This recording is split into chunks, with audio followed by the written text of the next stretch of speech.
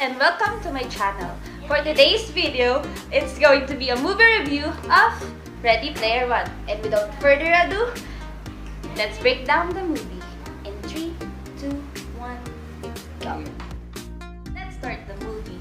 The movie entitled Ready Player One, directed by Steven Spielberg, release date March 29, 2018. So the main characters are Ty Sheridan, aka Wade Owen, under the virtual name Parzival, is the main protagonist of the movie Ready Player One. Next, Mark Rylance, aka James Holliday, is the main character and tech industry businessman in the backstory of Ready Player One. He was the creator of the Oasis. Simon Pegg, aka Ogden Og Morrow, is the co-creator of the Oasis and was the best friend of James Holliday. Next is Olivia Cooke, aka Artemis, is the secondary protagonist and famous gunter and a member of the High Five in Ready Player One. Lena Waithe, or H, aka Helen Harris, has been Wade's best friend for years. Next is Ben Mendelsohn, aka Nolan Sorrento, is the head of Innovative Online Industry, or IOI, and the main antagonist of the Ready Player One. Akide Karatsu is a gunter who embarked upon Holliday's Easter egg hunt alongside of Daito. Daito is one of the overarching protagonists and Japanese gunter of Akide Karatsu. So what is the movie all about? In the year 2045, the real world is a harsh place. The only time Wade Watts truly feels alive is when he escaped to the Oasis, an immersive virtual universe where most of the humanity spend their days. In the Oasis, you can go anywhere, do anything, be anyone. The only limits are your own imaginations.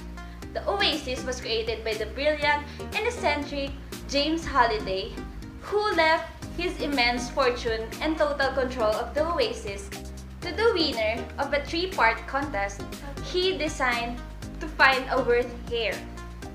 When Wade conquered the first challenge of the reality-bending treasure hunt, he and his friend, aka High Five, are hurled into a fantastical universe of discovery and danger to save the Oasis. The first key is the impassable race. Made in the game, the players succeed to finish it, but Parzival get the first key. How? Well, Parzival is one of the biggest fans of James Holliday. In the Oasis, there's a museum built in the game, and that museum was all of Holliday's memories and life events. In that museum, he found out how to get the first key. Then he tried the information he got in the museum and wins the race with ease. After that, he was famous for the first player who got the first key of the Oasis. Then, he told the secret to his closest friends, so the 5 of them got the key. Also, by getting the first key, the next clue to the next key will be given.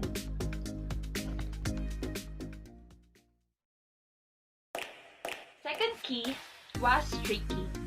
The clue given to them by Anorak was given again is James Holliday's life event, where in this part, it is all about the love of his life. They got the second key by taking the risk and meeting James Holliday's ex-girlfriend. Artemis was the first to obtain the second key by dancing ballroom with James Holliday's first love. And again, Anorak gave them the next clue.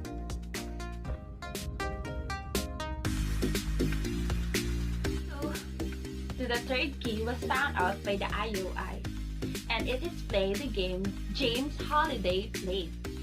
Many tried but none succeeded, except for the one who almost got it. But his mistake is he finished the game. But the main goal is to play and find the Easter egg. It is most likely a walkthrough or a secret way of the game, and only few players knows it. There are also scholars of James Holliday's life activities. but they are also failed to see how to get the third and final key. It was the most bloody part of the movie where all of the action takes place. All of the characters were there because it is a battle of a all-player versus the IOI.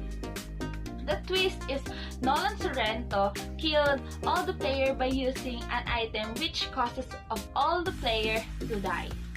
But luckily, the co-creator of the game gave Parzival a bonus life which precedes to Parzival's success of winning of the game. Parzival obtained the Easter egg. He and his other friend take place of the Oasis. They produce new laws, which there are only days that you can play the game: Monday, Wednesday, and Friday. For the people, their individual time for their own life and family. And that's how the movie finished. It is relevant to the formation of the society because people nowadays are addicted and spending a lot of time to use gadgets. They don't have time to their family and peers. Some of the millennials, the Generation Z, wants to explore and discover new things. So what's the connection between the movie I picked for our subject? Well, basically, it is connected to almost everything the movie has shown us.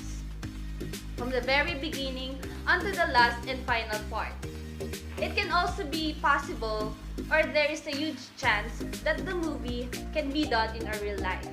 Like today, technology is always used not only by the adults, but also kids. Uses them to academic purposes and for enjoyment purposes also by playing games. And playing online games is part of some people's daily life, especially millennials to Generation Z. So as technology enhances, games and other technology-related equipment also enhances. And for me, I think what happened to the movie Ready Player One is possible to the generation we have today. So, let's move on to our next movie entitled The Martian, directed by Ridley Scott, release date September 11, 2015. So the characters are Matt Damon, aka Mark Watney, is an astronaut. He is one of the 6 members of the Ares 3, the third manned mission to Mars. Next is Jessica Chastain, aka Melissa Lewis, is the commander of the Ares 3 manned mission to Mars. Next is Kristen Wiig, aka Annie Montrose, works for NASA or National Aeronautics and Space Administration as PR Director. Next is Jeff Daniels, aka Teddy Sanders, is NASA's Chief Director and Administrator during the time of The Martian.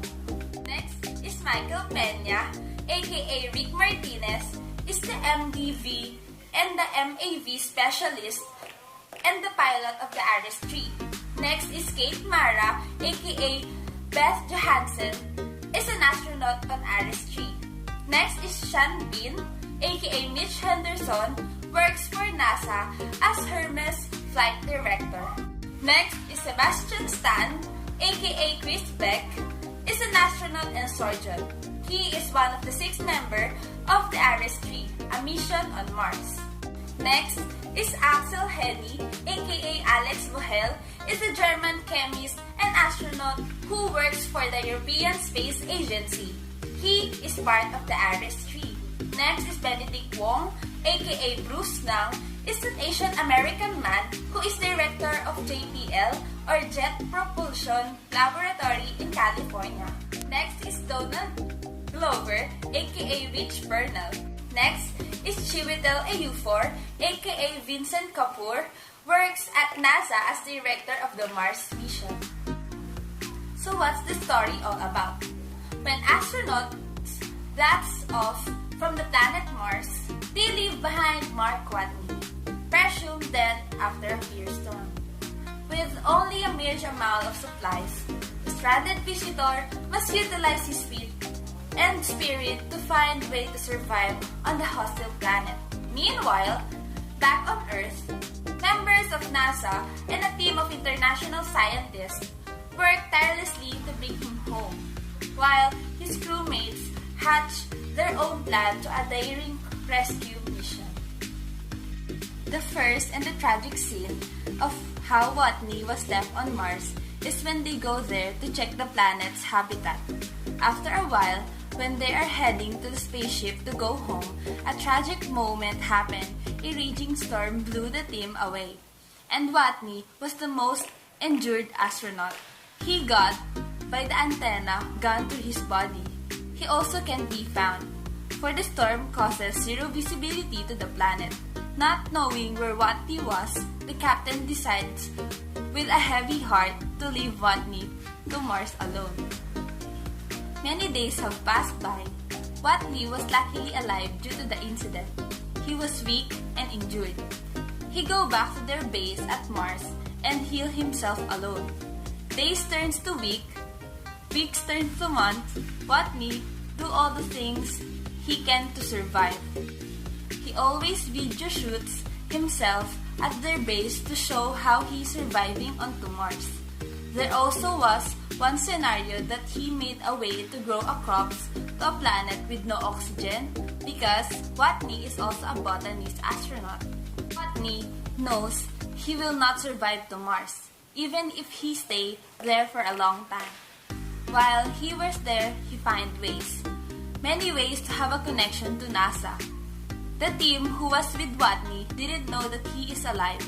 Also NASA, until they noticed that there are movements they see to the satellite in Mars.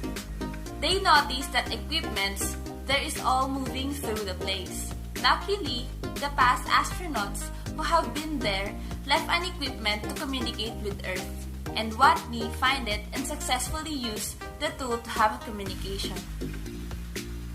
NASA builds a team led by Sean, made a rescue mission.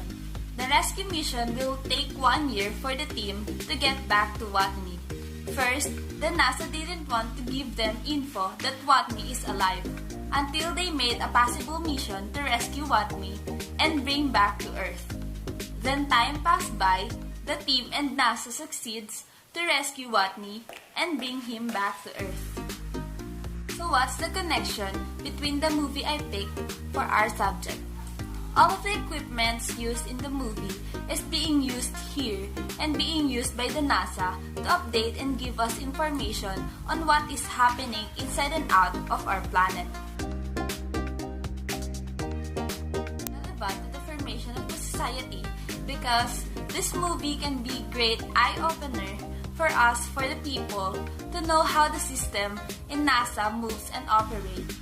And there are a lot of information that we will get, not only about the jobs they do for us, but also the job they do if there are certain scenarios that will take their jobs to the next level. Guys, that's my movie breakdown. Hope you all like it. Again, I am Miles, Audrey, and John. Let's get it! Signing off. Every single day